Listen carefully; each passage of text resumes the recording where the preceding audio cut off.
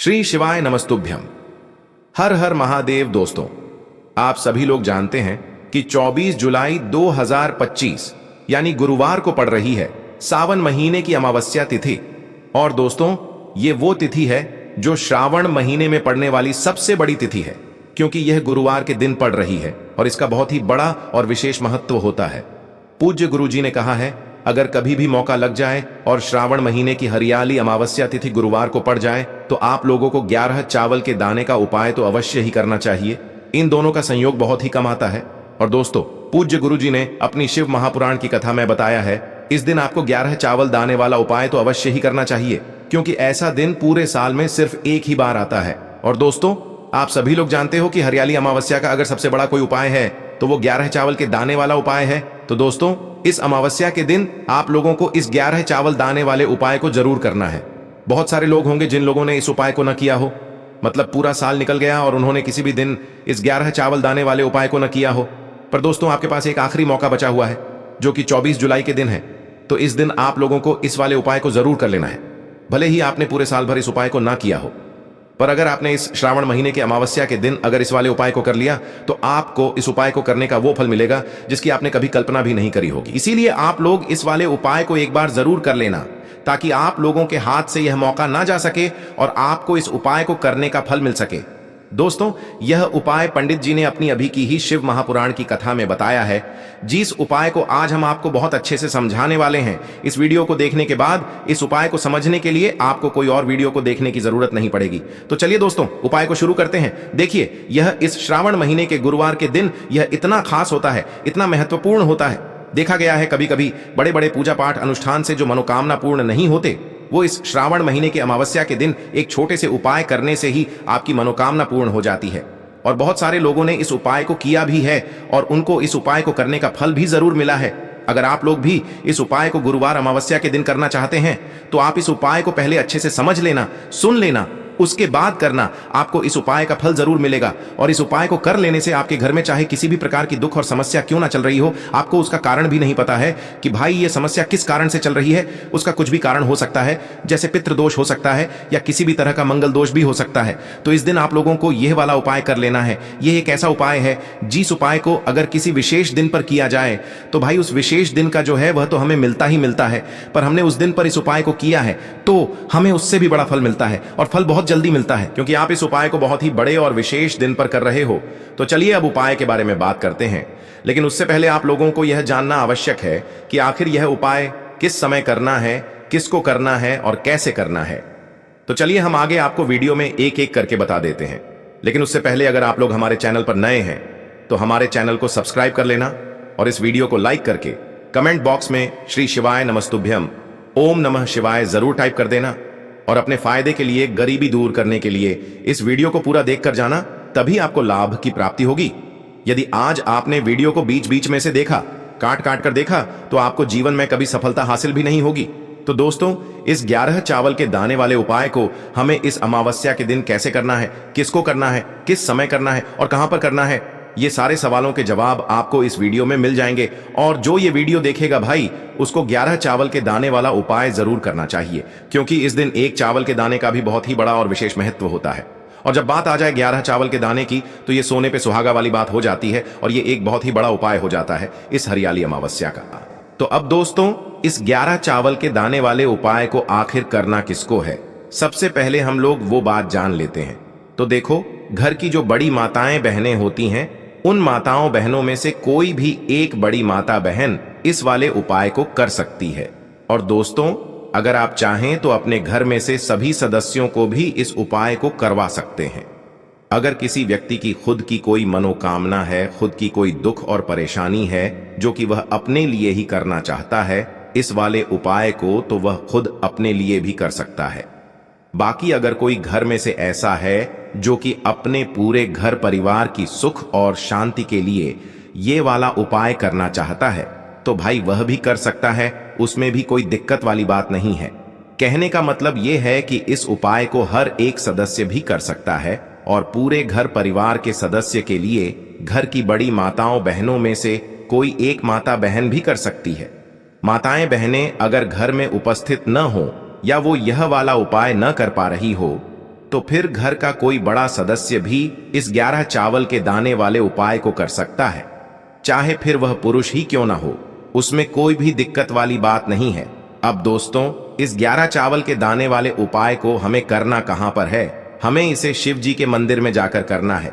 बहुत सारे लोग प्रश्न करते हैं हर एक उपाय को करते समय, क्या हम इस उपाय को घर पर कर सकते हैं? तो इस वाले उपाय को आप घर पर नहीं कर सकते हो। इस वाले उपाय को करने के लिए आपको शिव जी के मंदिर ही जाना पड़ेगा। उसके बाद में दोस्तों जो अगला प्रश्न निकल कर आता है वो यह आता है इस उपाय को लेकर कि आखिर इस उपाय को हमें किस समय करना है, सुबह के समय करना है कि शाम के समय करना है। तो देखो, इस वाले उपाय को आप लोग सुबह के समय भी कर सकते हो और शाम के समय प्रदोष काल में भी कर सकते हो। अब अगर आप पूछो कि भाई सबसे उत्तम समय कौन सा रहेगा इस 11 चावल के दाने वाले उपाय को करने का, तो हम आपसे बस यही कहेंगे कि इस उपाय को आप सुबह के समय करेंगे तो ज्यादा बेहतर होगा। बाकी अगर प्रदोष काल शाम के समय भी करेंगे तो भी अच्छा होगा, उसमें कोई भी दिक्कत वाली बात नहीं है। तो अब दोस्तों जो अगली सबसे बड़ी और महत्वपूर्ण बात आती है वो यह आती है कि सुबह अगर हम उपाय को करेंगे तो हमें कितने बजे से लेकर कितने बजे तक के बीच में करना है, और शाम के समय प्रदोष काल में करेंगे तो हमें कितने बजे से लेकर कितने बजे के बीच में करना है। तो देखो, सुबह जितनी जल्दी हो सके आप उपाय को करने की कोशिश करना। बाकी अगर किसी कारणवश लेट भी हो जाओ, थोड़ी देर भी हो जाए, तो 10 या 11 बजे तक भी आप उपाय कर लेना, पर 12 बजे से ज्यादा देरी ना हो, ठीक है? इस बात का ध्यान रखना। उसके बाद में दोस्तों अगर शाम के समय प्रदोष काल की बात करें, प्रदोष काल का जो समय होता है वो शाम के 6 बजे से शुरू हो जाता है। मतलब शाम के 6 बजे से लेकर 7 बजे के बीच का जो समय होता है ये समय प्रदोष काल का समय होता है। पर अभी जो मौसम चल रहा है इस मौसम में जो है शाम बहुत देरी से होती है, तो आप इस उपाय को 7 या 8 बजे के बीच में भी कर सकते हो। मतलब शाम के 6 बजे से रात 8 बजे के बीच में आप कभी भी इस वाले उपाय को कर सकते हो, उसमें कोई भी दिक्कत वाली बात नहीं है। अब दोस्तों यहां पर इस उपाय को लेकर एक और सबसे बड़ी बात यह निकल कर आती है कि इस 11 चावल के दानों को हमें लेना कहां से होता है, और हमें इस उपाय को करने के साथ में क्या और कुछ भी सामग्री ऐसी होती है जो शिव जी के मंदिर लेकर जानी पड़ती है। तो देखो यहां पर हम आपको बता दें, सबसे पहले आप लोग ये जान लो कि यह जो 11 चावल के दाने वाला उपाय है, सिर्फ और सिर्फ आप उपाय की सामग्री लेकर कभी भी शिव जी के मंदिर मत जाना, क्योंकि हमें भगवान के सामने यह नहीं दर्शाना है कि अगर हम भगवान शिव जी के मंदिर आए हैं तो अपने फायदे के लिए आए हैं। तो इसलिए जो भी पूजन सामग्री है उपाय सामग्री है। 11 चावल के दाने, इसके साथ में आपको पूजन सामग्री भी जरूर लेकर जाना है। देखो, अगर सुबह के समय उपाय कर रहे हो तो सीधी सी बात है, 1 लोटा जल तो आप लेकर जाओगे ही जाओगे। वही 1 लोटा जल अगर मिट्टी का जल हो तो बहुत अच्छा रहेगा। मिट्टी का जल कैसे बनाया जाता है इसके लिए हमने पहले से बहुत सारी वीडियोस बना दी है। आपके पास इस दिन एक आखिरी मौका रहेगा मिट्टी का जल शिव जी पर चढ़ाने का और उपाय को करने का। बहुत बड़ा आपको इस दिन फल मिलेगा। तो इसलिए इस दिन हो सके तो भाई मिट्टी का जल चढ़ाना, तो अपने साथ में कम से कम 1 लोटा जल तो आपको लेकर जाना ही जाना है। अगर मिट्टी का जल नहीं है तो घर का जल भी आप इस्तेमाल कर सकते हो। इसके अलावा जो भी पूजन सामग्री है, देखो 11 चावल के दाने ये अलग आपके रहेंगे और जो आपकी पूजन सामग्री रहेगी वो अलग रहेगी। पूजन सामग्री में आप जो भी चीज लेकर जाना चाहे वो लेकर जा सकते हैं, उसमें कोई भी दिक्कत वाली बात नहीं है। वहीं अगर हम बात करें शाम के समय की, तो शाम के समय शिव जी पर जल नहीं चढ़ता है। इसीलिए शाम के समय आप लोग एक दीपक तैयार कर लें जो कि गोल बत्ती का आटे का शुद्ध देसी गाय का घी का होगा, है ना? इस बात का आप लोगों को ध्यान रखना है। और इस दीपक को आपको घर से जलाकर नहीं लेकर जाना है, भगवान शिव जी के मंदिर में जाकर ही जलाना है। इस बात का भी आप लोगों को ध्यान रखना है। अब दोस्तों यहां पर हमें इस बात को समझना है कि यह 11 चावल के दाने हमें लेना कहां से है। क्या हमें दुकान से लेकर आना है, या हमें अपने घर से लेना है, या कहां से लेकर आना है, और कौन से चावल लेना है, क्योंकि चावल भी बहुत प्रकार के होते हैं। तो देखो, इन सभी सवालों के जवाब आप लोग एक बात में सुन लो कि भाई ये जो उपाय है, इस उपाय में आपको ये नहीं देखना है कि भाई कौन से चावल है कौन से चावल नहीं है। बस जो भी चावल ले रहे हो वो चावल का दाना सबूत होना चाहिए, मतलब साबुत होना चाहिए, टूटा हुआ नहीं होना चाहिए, कटा पिटा नहीं होना चाहिए। ये बात आपको ध्यान रखना है। बाकी आपका चावल बासमती हो या सादा चावल हो या कोई सा भी चावल हो, उसमें कोई भी दिक्कत वाली बात नहीं है। तो सीधी सी बात है कि आपके घर के रसोई घर में जहां पर आप भोजन बनाते हो, वहां पर जो भी चावल आपके उपस्थित हो, उन चावलों में से अपनी एक कटोरी भर लेना या एक मुट्ठी चावल अलग से निकाल कर रख लेना, क्योंकि हम 11 चावल ही यहाँ पर इस उपाय में लेने वाले हैं, तो हमें यह चावल के दाने गिनकर निकालने पड़ डढ़ेंगे। इस बात का आप लोगों को ध्यान रखना है। तो अपने उस चावल की कटोरी में से या चावल में से 11 ऐसे चावल के दाने आप लोग निकाल लो जो कि टूटे हुए ना हो, कटे पिटे ना हो, जिनमें कोई दाग ना लगा हुआ हो, है ना।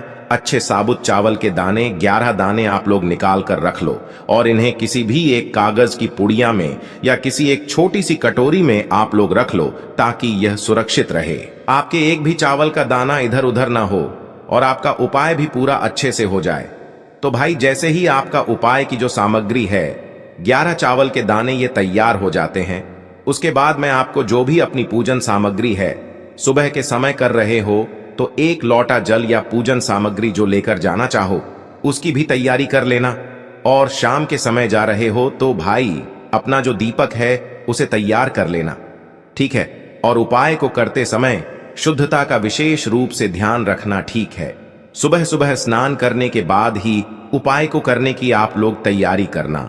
उसके बाद अगर शाम के समय की बात करें तो शाम के समय आपको स्नान करने की जरूरत नहीं है, पर शुद्धता का ध्यान रखना है। आपको स्नान तो नहीं करेंगे, आप हाथ मुंह धोकर भी इस वाले उपाय को शाम के समय प्रदोष काल में कर सकते हैं, इसमें कोई दिक्कत वाली बात नहीं है। तो आप अपने उपाय की पूरी सामग्री तैयार करके आपके पास ही में जो आपका शिव मंदिर हो वहां पर पहुंच जाइए। सबसे पहले शिव मंदिर में जाकर आप लोगों को